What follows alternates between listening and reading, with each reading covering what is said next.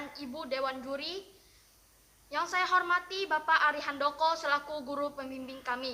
Perkenalkan, kami dari tim SMP Bruder Singkawang. Saya Fernando Collins, di samping kanan saya namanya Sungkit dan di samping kiri saya namanya Mesia Island. Kali ini kami akan memaparkan hasil penelitian yang sudah kami lakukan selama bulan Juli dan Agustus. Dengan judul penelitian, analisis jumlah stomata pada tumbuhan di lingkungan SMP Bruder Singkawang. Mari saya ajak kita semua untuk mendengarkan hasil penelitian kami. SMP Bruder merupakan salah satu sekolah yang berada di satu tempat dengan TK dan SD Bruder di bawah naungan Yayasan Pendidikan Sekolah Bruder. Letak sekolah kami berada di pinggir jalan raya sehingga banyak kendaraan bermotor melewati lingkungan persekolahan Bruder. Kendaraan bermotor tersebut menghasilkan gas emisi buang berupa karbon dioksida sehingga menyebabkan lingkungan sekolah menjadi tidak sehat. Oleh sebab itu, sekolah SMP Bruder menanam berbagai macam jenis tumbuhan hingga sekarang menjadi pepohonan dan perdu. Adapun rumusan masalah kami yaitu 1. Bagaimana hasil analisis jumlah stomata pada tiap tumbuhan di lingkungan SMP Bruder Singkawang? 2. Apa jenis tumbuhan yang berpotensi sebagai produksi karbon dioksida di lingkungan sekolah? Dari rumusan masalah tadi, kami juga memiliki tujuan penelitian, yaitu 1. Mengetahui hasil analisis jumlah stomata pada tiap tumbuhan di lingkungan SMP Bruder Singkawang. 2. Mengetahui jenis tumbuhan yang berpotensi sebagai produksi karbon dioksida di lingkungan sekolah. Data penelitian kami lakukan dengan cara penelitian deskriptif dengan metode survei. Dalam penelitian kali ini, kami melakukan hasil ujian pengambilan sampel di lingkungan SMP Bruder Singkawang. Alat yang kami gunakan adalah gunting, telecounter, dan juga mikroskop. Sedangkan bahan yang kami gunakan adalah buku tulis, gelas benda, selotip transparan, gunting warna putih bening, kertas label, dan juga tisu. Adapun langkah-langkah yang kami gunakan dalam penelitian kali ini yaitu 1. Tahap persiapan. Dalam tahap ini kami melakukan pra-riset di laboratorium untuk mempersiapkan semua peralatan sudah lengkap. 2. Pemilihan sampel. Sampel yang kami pilih berada di lingkungan SMP Bruder Singkawang. Cara kami mengambil sampel yaitu, jika di satu titik terdapat spesies yang sama, maka di titik berikutnya kami mengambil maksimal 3 saja. Dan jika di titik berikutnya juga ditemukan beberapa spesies yang sama tetapi kurang dari 3, kami menjadikan sampel. Waktu pengambilan sampel kami lakukan pada pukul 13.30 sampai 15 waktu Indonesia Barat. Kami mengambil 3 jenis pertanaman yaitu pangkal, tengah, dan ujung. 3. Pembuatan preparat. Pembuatan preparat kami lakukan dengan cara metode replika. Selanjutnya kami bawa ke laboratorium untuk difoto pada masing-masing tumbuhan. 4. Perhitungan jumlah stomata. Perhitungan jumlah stomata kami lakukan dengan pembagian bidang pandang menggunakan telecounter.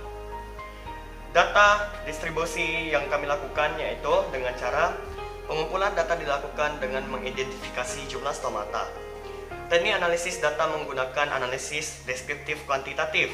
Data yang kami peroleh lalu kami kelompokkan dalam kategori sedikit yaitu 1 sampai 50, cukup banyak 51 sampai 200, banyak 201 sampai 400, sangat banyak 401 sampai dengan 1000. Data perhitungan rata-rata jumlah stomata diuji signifikansi menggunakan ANOVA One Way menggunakan Microsoft Excel 2010. Berdasarkan pengambilan sampel pada 21 spesies tumbuhan yang didapatkan pada beberapa titik di lingkungan SMP Bruder Singkawang, yaitu lapangan basket, lapangan voli, lapangan upacara, dan halaman gerbang sekolah, maka didapatkan rata-rata jumlah stomata pada bagian pangkal, tengah, dan ujung yang dapat dilihat pada tabel berikut. Dari tabel 1 didapatkan bahwa jumlah stomata yang banyak ini terdapat pada daun permukaan bawah atau abaksial, sedangkan pada bagian atas atau adaksial ini tidak terdapat stomata. Hitungan rata-rata ini didapatkan dengan cara mencari rata-rata jumlah stomata pada bagian abaksial dan adaksial dari daun yang sama, kemudian dikategorikan masing-masing. Dan hasil menunjukkan bahwa jumlah stomata yang paling banyak ini terdapat pada pucuk merah, yaitu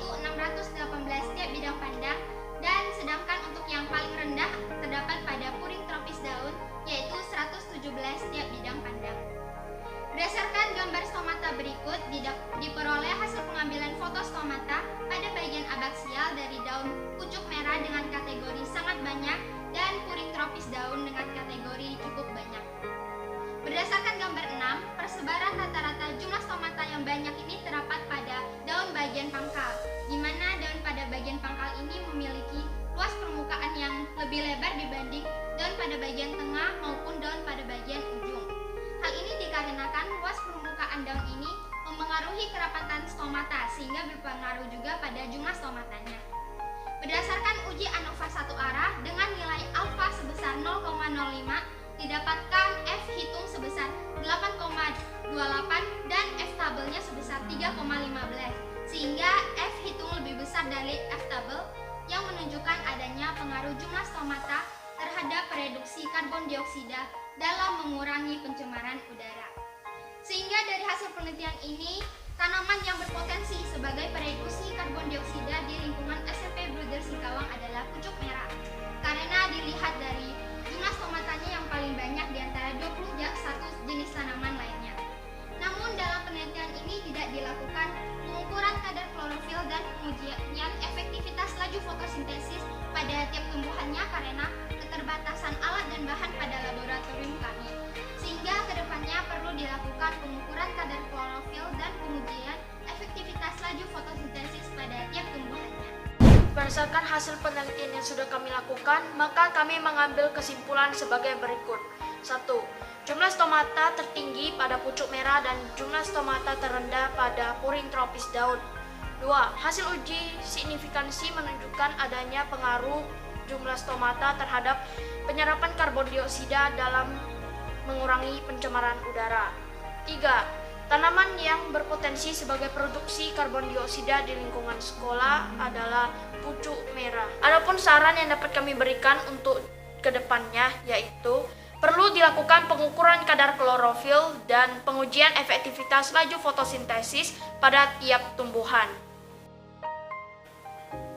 Demikian pemaparan hasil penelitian kami ucapkan Terima kasih.